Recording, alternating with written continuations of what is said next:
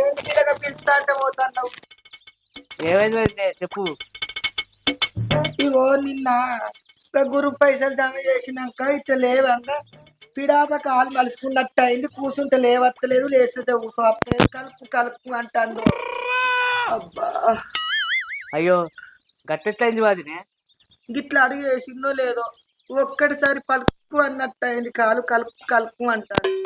ఆ ఎటు చూసినవో ఎవరిని చూసుకుంటూ వేసినవో. ఏ ఊకోరాదు పిల్లగా, నేనెవరో చూసుకుంటే అడిగేసిన. పట్ట గొలుసులు చీరగా తట్టుకునేది ఆయన పిడాత పడ్డ మలుసుకపోయింది కాలు చల్లగుండా.